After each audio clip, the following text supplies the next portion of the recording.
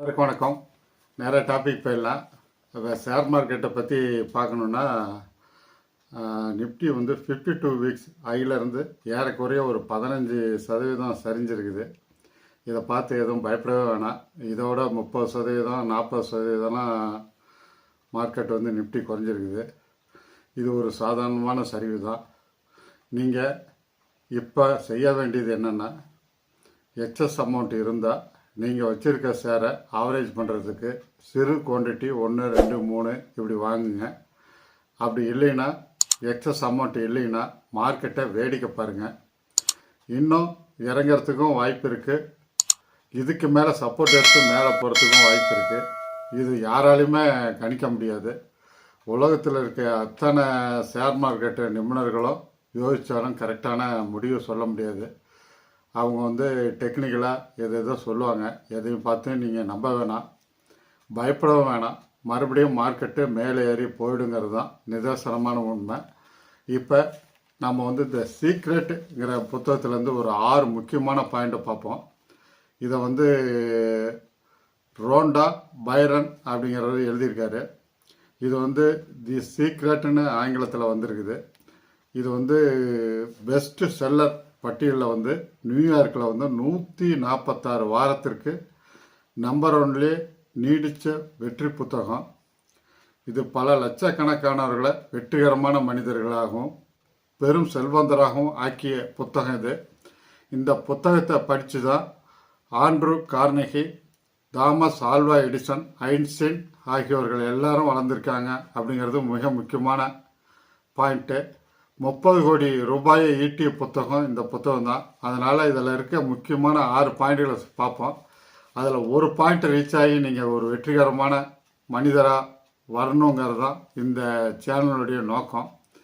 Point number 1, மனம்தான் மனித வாழ்க்கையின் விளைநிலம்.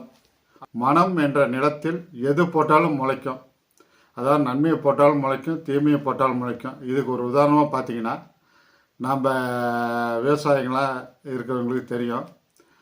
நம்ம நிலத்தில் வந்து கம்பு போட்டால் கம்பு தான் முளைக்கும், சோளம் போட்டால் சோளம் தான் முளைக்கும், வேற ஒரு பயிர் முளைக்காது. அது மாதிரி நம்ம மனசுலேயும் நல்ல எண்ணங்களை போடும்போது அது நல்ல எண்ணங்களாக நம்மளுக்கு நல்லவையாகவே நடக்கும். தீமையான எண்ணங்களை போட்டு கொண்டிருந்தால் அது நமக்கு தீமையை தான் விளைவிக்கும் அப்படிங்கிறது தான் நிதர்சனமான உண்மை. இதை தான் யூனிவர்ஸும் செய்து 12ஆம் வகுப்பு படிக்கும் போதே ஸ்ரீரங்கத்து பொண்ணு தான் நான் கல்யாணம் பண்ணோம் அப்படின்னு நினச்சாரான். அதுவே தான் நடந்தது. அதே சமயத்தில் பெரிய பங்களா வாங்கணும் அப்படின்னு நினச்சிருக்காரு. அது வந்து 3200 சதுரடி உள்ள பங்களாவை அவர் வாங்கினார். அதே மாதிரி PW காரை வாங்கணும்னு நினச்சார். அதுதான் நடந்தது. இப்படி பல நிகழ்ச்சிகள். அதனால் வந்து தி சீக்ரெட்டுங்கிற புத்தகத்தை படித்து தான் அந்த மதன்கிற கம்ப்யூட்டர் என்ஜினியர் இவ்வளவையும் சாதிச்சார். அதனால் நீங்களும் இந்த மாதிரி சாதிக்கலாம். கண்டிப்பாக நீங்கள் நல்லதே நினைங்க, நல்லதையே விதையுங்க, கண்டிப்பாக நல்லதே நடக்கும். பாயிண்ட் நம்பர் 2, நமது விதியை நாமே உருவாக்க வேண்டும் அப்படிங்கிறது தான் டைட்டில். இதுக்கு வந்து ஒரு உதாரணமாக ஒரு சிறுவன் வந்து மலைக்குன்றின் உச்சிக்கு செல்றதுக்கோசரம் ட்ரை பண்ணுறாரு. எத்தனையோ முறை மீண்டும் மீண்டும் பார்க்குறாரு, தோல்வி அடைகிறாப்படி. அந்த சிறுவனுக்கு அப்போ வந்து வயது வந்து 15 தான். அப்புறம் மலையை பார்த்து சொல்கிறாரு, உன்னுடைய உயரம் இவ்வளோ தான், இதுக்கு மேலே நீ வளர முடியாது. ஆனால் நான் இன்னும் நிறையா வளருவேன், நிறையா ஸ்ட்ரென்த்தை உருவாக்கிக்குவேன், நிறைய பலத்தை உருவாக்குவேன். கண்டிப்பாக உன்னுடைய உச்சியை நான் அடைஞ்சு நான் வெற்றி அடைவேன் அப்படின்னு சபதம் விடுறாரு. பிற்காலத்தில் வந்து அவர் ஒரு இளைஞனான பிறகு அந்த மலை உச்சியை அடைந்து வெற்றி கொடி நாட்டினார். இது வந்து ஒரு வரலாற்று உண்மை தான். அந்த மாதிரி நாம் வந்து நம்ம விதியை நாமளே தான் உருவாக்கணும். வேறு யாரும் உருவாக்க மாட்டாங்க. நம்ம எப்படி இருக்கணும், அஜித் கூட ஒரு படத்தில் சொல்லுவார், ஒவ்வொரு நொடியும் ஒவ்வொரு நாளும் நானே செதுக்கணும் அப்படிம்பாரு. அந்த மாதிரி அவர் செதுக்கி தான் அவர் வந்து பெரிய வாழ்க்கையில் பெரிய நாயகனாக அவர் வர முடிஞ்சது. அது மாதிரி நீங்களும் உங்கள் விதியை நீங்களே எழுதுங்க, நீங்களே செதுக்குங்க, கண்டிப்பாக வெற்றி அடைய முடியும். பாயிண்ட் நம்பர் 3, நம் வாழ்வில் நடக்கும் அனைத்திற்கும் நாமே பொறுப்பேற்க வேண்டும். அதாவது நம்மளுக்கு நன்மை நடந்தாலும் சரி, தீமை நடந்தாலும் சரி, நாம்ளே தான் அதுக்கு பொறுப்பேற்றுக்கணும். அது நாம் தான் பொறுப்பாக ஆக முடியும். நம்ம எண்ணங்கள் என்ன நினைக்கிறோமோ அதுதான் நடக்குது, நம்ம வாழ்க்கையும் அதுதான் நடக்குது. அதனால தான் பெரியவங்களாம் சொல்லுவாங்க, நம்ம எண்ணமே வாழ்க்கை அப்படிங்கிற மாதிரி. அதாவது நன்மையும் தீமையும் பிறர் தர வாரா அப்படிங்கிறதும் பழமொழி உண்டு. அதனால் எந்த நன்மையாக இருந்தாலும் தீமையாக இருந்தாலும் பிறர் உங்களுக்கு கொடுக்க முடியாது, நீங்களே ஏற்படுத்தி கொண்டது தான். கொஞ்சம் கொஞ்சமாக அது நன்மை செஞ்சுக்கிட்டே வந்தீங்கன்னா நன்மையாக நடக்கும், தீமை செஞ்சுக்கிட்டே வரும்போது உங்களுக்கே அது தீமையாக விளையும். அதில் எந்த மாற்று கருத்து வேணும். அதனால் உங்கள் எண்ணங்களை மேம்படுத்துங்கள், நல்லதே நினையுங்கள், நல்லதே நடக்கும். அதே சமயத்தில் ஏதாவது ஒரு சறுக்கல் உங்களுக்கு ஏற்பட்டாலோ அல்லது ஒரு தோல்வி ஏற்பட்டாலோ நீங்கள் பொறுப்பேற்றுங்க, இது என்னால் தான் நடந்ததுன்னு பொறுப்பேற்றுங்க. அப்போ கண்டிப்பாக அந்த தவறுகள்லேருந்து பாடத்தை கற்றுக்கிட்டு நீங்கள் மறுபடியும் வெற்றி அடைய அது உந்துகோலாக இருக்கும். பாயிண்ட் நம்பர் 4, உங்கள் இலக்கு நோக்கி முதல் படியை எடுத்து வைங்க. அப்புறம் நீங்கள் பெரிய இலக்கை அடைஞ்சிருவீங்க. Take small step to long goal. Small step எடுத்து வைக்க நீங்கள் ஒரு பெரிய கோலை நீங்கள் அச்சீவ் பண்ண முடியும் அப்படிங்கிறது தான் இதனுடைய டைட்டிலு.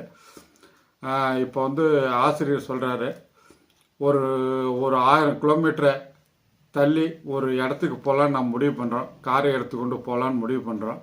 அந்த இலக்கை நம்ம அடையிறதுக்கு நம்ம என்ன பண்ணுறோம், இரவு பகல் தாண்டி தான் நம்ம ஒரு 1000 கிலோமீட்டரை கடக்க முடியும்.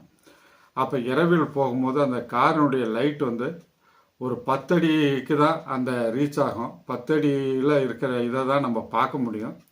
முதல்ல அந்த 10 அடியை கலந்துடுறீங்க, அடுத்து இன்னொரு 10 அடியை கடக்குறீங்க. அப்படியே கடந்து செல்லும் போது நீங்கள் அந்த 1000 கிலோமீட்டர் அடைஞ்சு நீங்கள் உங்கள் இலக்கை அடையிறீங்க. அது மாதிரி தான் வாழ்க்கையும். முதல்ல ஒரு ஸ்டெப் எடுத்து வைங்க, அந்த ஸ்டெப்பை முடியுங்க. அதுக்கடுத்த ஸ்டெப் எடுத்து வைங்க, அதையும் முடியுங்க. இப்படியே முடிச்சுக்கிட்டே வரும்போது நீங்கள் பெரிய இலக்கு அடைய முடியும். அதே சமயத்தில் நீங்கள் ஃபஸ்ட்டு அதை ஆரம்பிங்க, தள்ளி போடாதீர்கள் அப்படிங்கிறது தான் இதில் ரொம்ப முக்கியமான விஷயம். ஃபஸ்ட்டு எந்த இதாக இருந்தாலும் தயக்கப்படாதீங்க. அந்த கோலை நோக்கி நீங்கள் முதலடி எடுத்து வைக்கும் போது தயக்கப்படாமல் எடுத்து வைங்க. அது தோல்வி அடைஞ்சாலும் பரவாயில்ல, அந்த தோல்வியிலிருந்து பாடத்தை கற்றுக்கிட்டு நீங்கள் மேலும் மேலும் வளர முடியும் அப்படிங்கிறது தான் ஆசிரியர் கூறுகிறார். பாயிண்ட் நம்பர் 5, கேளுங்கள் கிடைக்கும், தட்டுங்கள் திறக்கப்படும் அப்படிங்கிறாரு. அதாவது ஆசிரியர் 2001 to 2002 வரை பார்த்தீங்கன்னா அவருக்கு ஏகப்பட்ட கடன். தினமும் காலையில் ஏந்திச்சா எல்லாம் கடன் கொடுத்தவர் எல்லாம் வீட்டு வாசலில் இருப்பாங்க. ஒவ்வொருத்தரும் பணத்தை கேட்டு தொல்லை பண்ணுவாங்க.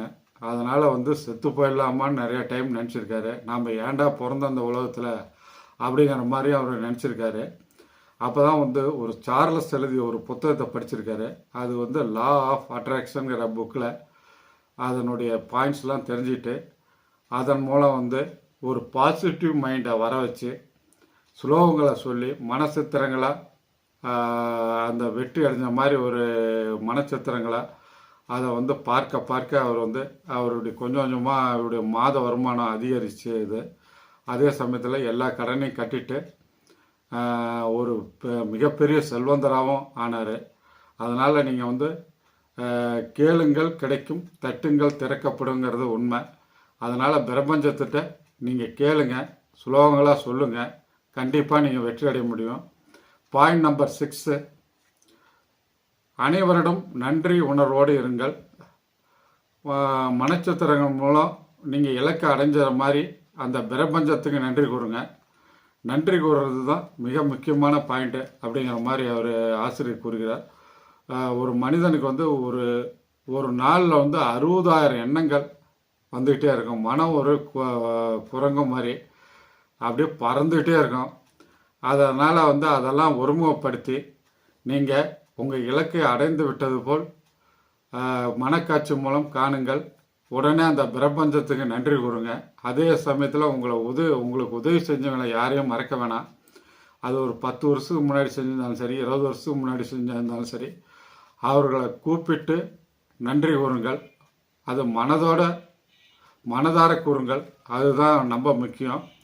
இப்படி அளவிட முடியாத இலக்கை நீங்கள் வைங்க, அதெல்லாம் ஒன்றும் தப்பு இல்லை. அதையும் பிரபஞ்சம் கொடுக்கறதுக்கு தயாராக இருக்குது.